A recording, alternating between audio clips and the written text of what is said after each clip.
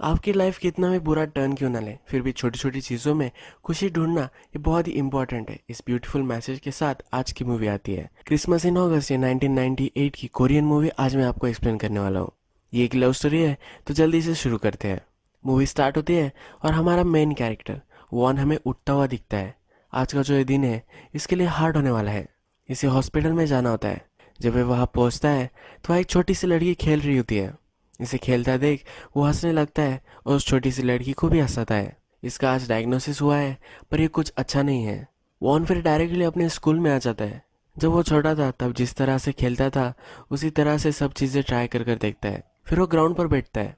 सब बच्चे जो खेल रहे होते हैं इन्हें ऑब्जर्व करता है।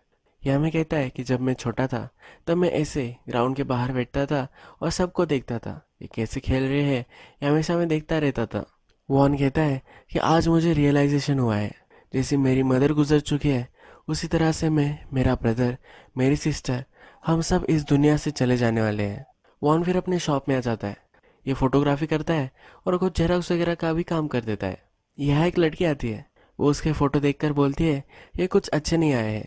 वॉन कहता है कि कोई बात नहीं, हम फिर से निकाल लेंगे। वॉन की फोटोग्राफ्स अच्छी लगे तो कितनी भी बार निकालने के लिए वो रेडी होता है। इस लड़की को वो बिठाता है, अच्छी तरीके से पोज करने के लिए बोलता है। अपना जो काम होता है ये बहुत ही खुशी से वो करता है। वॉन को फिर अपने फ्रेंड का कॉल आता है। फ्रेंड के फादर जो होते हैं वो मर चुके होते हैं। फ्रेंड को हेल्प चाहिए तो इसलिए वॉन वहाँ आता है। ये जब सब हो जाता है तो अकेला वो झाड़ के नीचे बैठता है। वो यहाँ सोचने लग जाता है। उसे अब बहुत ही बुरा लग रहा है। जब वो हॉस्पिटल में गया था तो उसे मालूम था कि उसका डायग्नोसिस बहुत ही बुरा होने वाला है। इसके पास बहुत ही कम दिन अब बचे हैं। वॉन अपने फ्रेंड के फादर का मेमोरियल देखकर बहुत ही डिस्टर्ब हो जाता है। इसके बाद वो थक कर अपने स्टूडियो में आ जाता है। वॉन स्टूडियो में घुस ही रहा होता है तभी वहाँ एक लड़की आ जाती है। इसे बहुत ही अर्जेंटली अपने फोटोज की कॉपी बनानी होती है। वॉन उसे कहता है कि थोड़ी देर बाद आओ। अब वो कुछ भी काम नहीं करना चाहता। ये जिद से अंदर आ जाती है और जो फोटो उसे कॉपी करने हैं ये सब उसे दे देती है। वॉन फिर एक ज़रा गोली लेता है और अपने काम को लग जाता है। थोड़ा फ्रेश होने के बाद वो इस लड़की के पास आता है। ये जो लड़की है ये हमारा मेन कैरेक्टर है। इसका नाम रीम है। रीम के लिए वॉन एक आइसक्रीम लेकर आता है। ये उसे देता है और उसे अपोलोजाइज करता है। उसे कहता है कि मॉर्निंग मेरी ज़रा हार्ड थी। ये लड़की उससे पूछती है कि क्या इनलार्जमेंट हो चुकी है। वो कहता है कि थोड़ा सा वक्त लगेगा। ये दोनों फिर आइसक्रीम खाते हैं। नेक्स्ट हमें वॉन का घर दिखाया गया है। वॉन अपने फादर के साथ रहता है। ये दोनों बहुत ही अच्छे कुक होते हैं। इनकी मदर नहीं है तो वैसे भी इन्हें कुक करना पड़ता है। बारिश का मौसम अब शुरू हो चुका है। नेक्स्ट दिन वॉन जब पेट्रोल भर रहा होता है तो उसे फिर से रिम दिखती है। वो उसे वहाँ गुड मॉर्निंग करता है। जो वो अपने स्टूडियो में होता है तो कुछ बच्चे उसे घेरे हुए होते हैं। उन्होंने उसे रोल ला कर दिया होता है और ये इनलाज करने वाले होते हैं। ये सब उनकी स्कूल की लड़कियों की फोटोज होती है। ये बहुत ही छोटे छोटे बच्चे होते हैं और ये झगड़ रहे होते हैं कि तुम्हारी गर्लफ्रेंड कौन सी है, मेरी गर्लफ्रेंड कौन सी है। ये बहुत ही क्यूट वॉन को लगता है। जब ये छोटे लड़के बाहर आते हैं तो एक दूसरे को मारने लग जाते हैं। इनकी फाइट वॉन स्टॉप करता है। ये जब सब हो रहा होता है तो रिम भी वहाँ आ जाती है। ये भी ये देखकर बहुत ही हंसती है। रिम को स्टूडियो में और ज़रा काम होता है। वॉन स्टूडियो से अपने घर जा रहा होता है। तभी रास्ते में उसे उसकी एक्स गर्लफ्रेंड दिखती है। वो गाड़ी रोकता है और उसे पूछता है तुम कब वापस आए। वो अभी अभी वापस आई हुई होती है। उसे कहता है कि तुम थोड़ी भी नहीं बदली। ये भी कहती है कि तुम भी ज़रा भी नहीं बदले। बहुत ही ऑकवर्ड एक कन्वर्सेशन हो रही होती है तो ये कहती है कि हम फिर से मिलेंगे। जब रात होती है तो वॉन अपनी सिस्टर से मिलने आता है। ये दोनों वाटरमेलन खा रहे होते हैं तभी उसकी सिस्टर उससे पूछती है तुम्हारी एक्स गर्लफ्रेंड टाउन में वापस आ चुकी है, क्या तुम उससे मिले। वॉन ये सब्जेक्ट टाल रहा होता है। वो अलग अलग सब्जेक्ट लेकर आता है। वो कहती है कि तुम अभी भी उससे प्यार करते हो। वॉन इस पर ज़्यादा ध्यान नहीं देता। नेक्स्ट सीन में हमें दिखता है कि रिम जो है ये पार्किंग टिकट देने वाली पुलिस है। वॉन भी बस से जा रहा होता है तो ये क्या करती है उसे पता चलता है। रिम किसी से झगड़ रही होती है। वॉन जब अपने स्टूडियो में पहुंचता है थोड़ी देर बाद रिम भी वहाँ आ जाती है। लोगों के साथ झगड़ कर रिम फ्रस्ट्रेटेड होती है और यहाँ आकर उससे कहती है कि मैं आज ज़रा थक चुकी हूँ, मैं यहाँ ज़रा आराम करना चाहती हूँ। उसे गर्मी लग रही होती है तो वॉन जाकर पंखा भी एडजस्ट कर देता है। रिम वॉन से पूछती है क्या तुम लियो हो, तुम्हारा जन्म अगस्त में हुआ था। तो फिर वो कहती है कि मैं लियो के साथ बहुत ही कंपेटिबल हूँ। वॉन से उसका एज पूछती है। वो गेस करती है कि 30 के ऊपर वो है। रिम अपने 20s में ही होती है।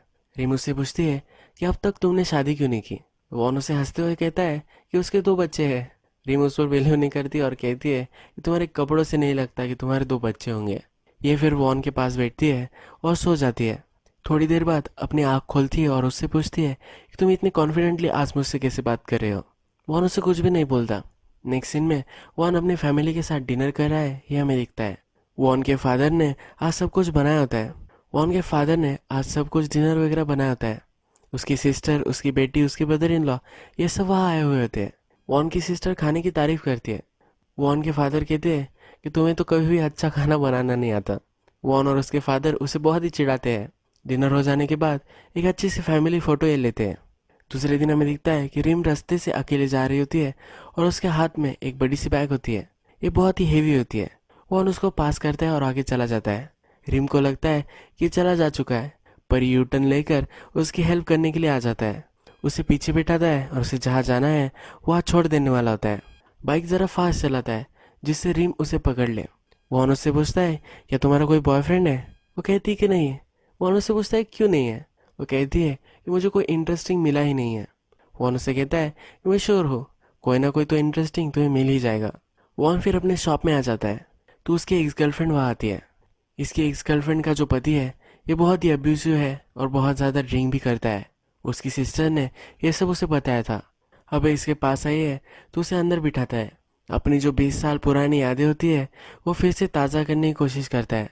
वॉन जो था वो अपनी एक्स गर्लफ्रेंड की जो डायरी थी वो चुरा लेता था और वो पढ़ लेता था। इन दोनों में बहुत ही फाइट हो जाती थी। ये मोमेंट याद कर कर ये दोनों स्माइल करते हैं। वॉन उससे कहता है कि अब तुम्हारे 2 बच्चे हैं। उसकी एक्स गर्लफ्रेंड उससे कहती है कि तुमने अब तक शादी क्यों नहीं की। वॉन कहता है कि मैं तुम्हारा वेट कर रहा था।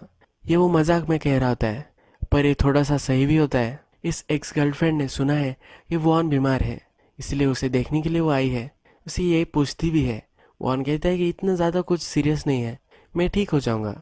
वॉन फिर हमें बस में दिखाया गया है। वो कहता है कि टाइम के साथ हम बहुत ज़्यादा बदल जाते हैं। हम दोनों में बहुत सारी ऑकवर्ड कन्वर्सेशन हुई, पर लास्ट में मेरे स्टूडियो में उसका जो फोटो था उसने मुझे वो निकालने के लिए बोला। वो कहता है कि जो भी चीज़ें होती है वो टाइम के साथ फेड होती जाती है। प्यार का भी ऐसा ही होगा, ऐसा उसे लगता है। नेक्स्ट दिन वो स्टूडियो में होता है तो रिम फिर से काम लेकर आती है। वॉन उसके लिए बड़ा सा आइसक्रीम का पैक लेकर आता है। रिम भी वॉन के साथ शेयर करती है। वॉन जब ये खाता है तो उसे कहती है तुम्हारी खाने की स्टाइल से मुझे पता चल चुका है कि तुम अकेले लड़के थे। वॉन कहता है कि क्या तुम्हारे बहुत सारे ब्रदर एंड सिस्टर थे। वो कहती है कि मेरे 5 ब्रदर सिस्टर थे। जब भी कुछ खाने के लिए आता था तो हम उस पर झपक पड़ते थे। ये बहुत ही अच्छा मोमेंट ये शेयर करते हैं। नेक्स्ट डे हमें दिखता है कि रिम जिस भी रेस्टोरेंट में जाती है वहाँ के सब कस्टमर्स वहाँ से चले जाते हैं क्योंकि पार्किंग टिकट उन्हें दे सकती है। तो इसीलिए रिम को अब कोई भी रेस्टोरेंट सर्व नहीं करता क्योंकि उतने टाइम तक उनका बिजनेस ही नहीं होता। रिम फिर अपने फ्रेंड के साथ बाहरी पास से लेकर खाती है। वॉन भी रास्ते से जा रहा होता है और उसे देख लेता है। वो टर्न लेकर इसके पास आ जाता है। वॉन ने बहुत सारी ग्रोसरीज वगैरह लाई हुई होती है। रिम भी उसके पास जाती है, इसके बारे में उससे पूछती है। वॉन कुक कर सकता है, ये देखकर उसे बहुत खुशी होती है। रिम की फ्रेंड वॉन को सही तरीके से देखने के लिए उसके स्टूडियो में काम लेकर आती है। रिम थक कर गाड़ी में सो चुकी होती है। इस रात अपने फ्रेंड के पास वॉन आता है। उसका जो फ्रेंड होता है ये कराटे इंस्ट्रक्टर होता है। ये दोनों फिर पार्टी करने के लिए होटल में आते हैं। यहाँ बहुत सारी दारू वगैरह पीते हैं। वो जो अपनी जवानी और बचपन के मोमेंट है वो सब शेयर करते हैं। वॉन कहता है कि कैसे तुमने बुचर की डॉटर को डेट किया था। ये सुनकर वो दोनों हंसने लग जाते हैं। रात में बहुत ही पी लेते हैं, फिर भी वॉन को अभी भी ड्रंक होना होता है। वॉन स्ट्रीट पर लड़खड़ाते हुए जाता है, अपने फ्रेंड को मना ही लेता है कि उसे और ज़्यादा पीनी चाहिए। नेक्स्ट सीन में हमें डायरेक्टली पुलिस स्टेशन में दिखाए गए हैं। बहुत ही ज़्यादा ड्रिंक कर कर इसने फाइट ले ली थी। जब पुलिस स्टेशन में होते हैं तो आवाज़ें उसके लिए बहुत ही ज़्यादा हो जाती है। यह सबको चुप रहने के लिए बोलता है। यह अपना कंट्रोल वो लूज़ कर देता है। जिस तरह से वो लाइफ का कंट्रोल लूज़ कर रहा है, पर इसके लिए कुछ ज़्यादा वो कर नहीं सकता।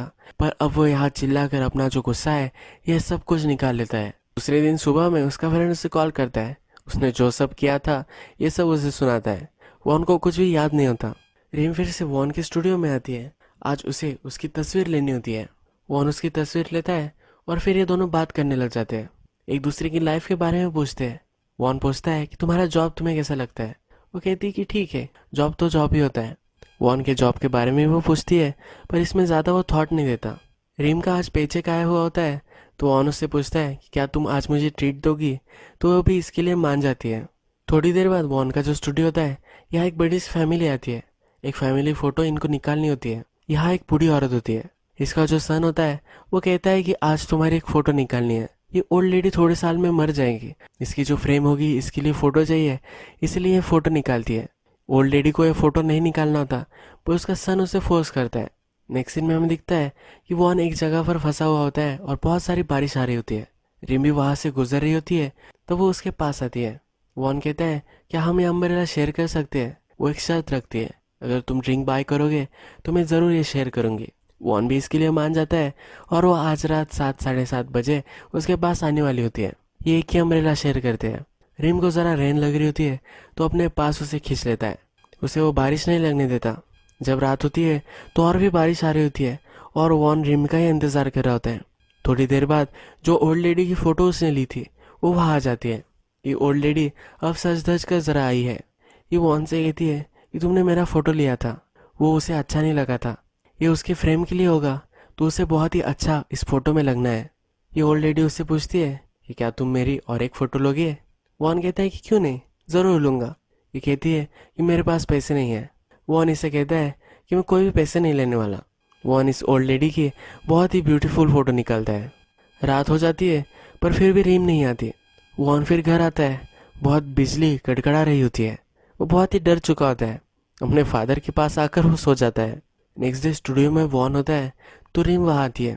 वॉन उससे पूछता है कि कल तुम क्यों नहीं आई थी। रिम कहती है कि मेरा मन नहीं था इसलिए वो नहीं आई थी। वो जॉब के लिए फिर वहाँ से निकल जाती है। ये ज़रा पास आ चुके थे इसलिए रिम ने ज़रा सा डिस्टेंस मेंटेन किया था। नेक्स्ट सीन में हमें दिखता है वॉन के जो फ्रेंड्स होते हैं इनकी रीयूनियन हो रही होती है। बचपन में ये सब जो गेम खेलते थे यही गेम वो आज फिर से खेलते हैं। जैसा वॉन अपनी जवानी में महसूस करता था, जिस तरह से वो फन करता था, वो फिर से उसे एक बार जीना है और यही ये सब हो रहा होता है। इस गेम्स में उसका एक फ्रेंड हार जाता है और उस सब पर जीना लग जाता है। मैं जब छोटा था तब भी ऐसा होता है और अब बड़ा हो चुका हूँ तो भी ऐसा ही हो रहा है। सब इस पर बहुत ही हंसने लग जाते हैं। वॉन भी बहुत ही खुश होता है। अपने फ्रेंड्स के साथ एक बड़ा सा ग्रुप फोटो लेता है। वॉन जब घर पर होता है तो उसके फादर टीवी देख रहे होते हैं। उसे एक डिश लगाने के लिए बोलते हैं। वॉन कहता है कि जो टीवी हैंडलिंग वगैरह है वो सब आपको आना चाहिए। वॉन जो है ज़्यादा दिनों के लिए इस दुनिया में नहीं रहने वाला, इसीलिए टीवी की हैंडलिंग वो अपने फादर को सिखा रहा होता है। टीवी चलाने के जो इंस्ट्रक्शन होते हैं ये भी अपने फादर के लिए वो लिखता है। जब शाम होती है तो रिम वॉन के पास आती है। उनकी जो उस दिन डेट थी वो नहीं हुई थी, तो इसीलिए आज ये शाम उसके साथ वो स्पेंड करने वाली है। रिम मेकअप वगैरह लगा कर आई हुई होती है तो वॉन उस पर हंसता है। ये दोनों फिर ज़रा ड्रिंक करते हैं और वॉन उससे पूछता है कि तुम वीकेंड्स वगैरह क्या करती हो। वो कहती है कि मैं ज़्यादातर सोती हूँ। वो वॉन से पूछती है। वॉन कहता है मैं कपड़े धोता हूँ, आयरनिंग करता हूँ। ये सब इन दोनों की बोरिंग लाइफ वो एक दूसरे को बताते हैं। रिम फिर कहती है मेरी जो फ्रेंड है ये हमें